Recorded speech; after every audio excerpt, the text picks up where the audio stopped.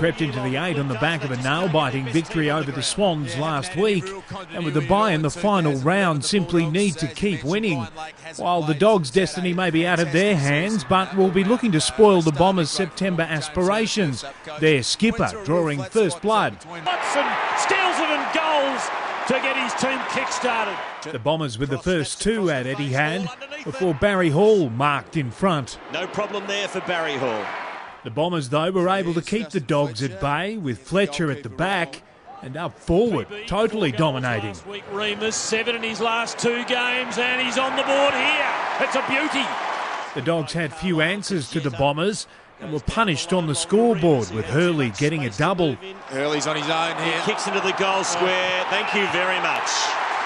Ryder delivering a 33-point quarter-time lead. Now he's kicked a goal, the Bombers' 7th. Barry would put an end to the Bombers' run early in the second.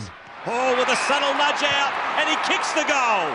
He joined Peter Hudson and Wayne Carey on the all-time goal scorers list with that one. At the other end, though, a brain snap cost the Dogs dearly. Oh, down he goes. Now, is the ball going to be given back to Davey for another shot? Yes, it is. 2 to Davey.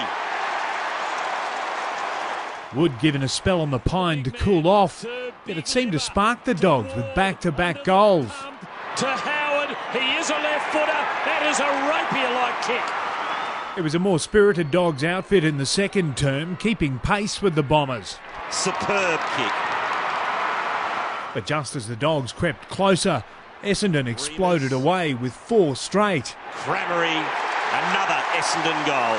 There was little the Dogs could do to keep pace with the Bombers. So after the siren, for the Bombers' 7th goal of the quarter. 8 goals the difference at the main break, and moments later it was out to 9. Hill improves the angle, kick toward goal and nails it. But Dalhouse had something special for the Dogs. Dalhouse from the impossible angle. Oh! What a beauty by the youngster. It'd spark a run for the Dogs, with Dalhouse the shining light. Dalhouse, the spark. Oh, brilliant again. He gives it off this time, gets it back from Jones. Sensational! The Dogs had totally transformed the game in the third quarter. And Ward kicks another! James Hird needed to come up with some answers, and his Bombers would respond, getting one back through Hill. The next, though, taking the wind right out of the Dogs' sails. Humphries to run in, sidestep and goal. The Dogs would get off to a flying start in the final term. It is beautifully marked by Griffin, and Hall gets his 5th. The Bombers looked able to handle everything thrown at them. Here's Hurley, nice little sidestep, lines up for his 4th. Magnificent goal. He loves it too. The Dogs would again draw to within 30 points before Dale Morris suffered an horrific compound fracture of the lower leg. It's horrendous. It just makes you squirm in the stomach, doesn't it? It would provide the Bombers with time to collect themselves and finish the job. And they're well and truly home now.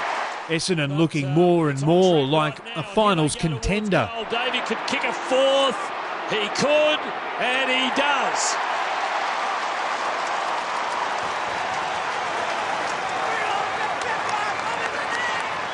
One wonders what these two were talking about, comparing bucket lists perhaps.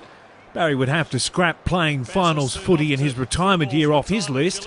49 points the difference in the end, the Bombers claiming the Whitten Cup and maintaining their spot in the 8. David Murdoch, Big Pond Sport.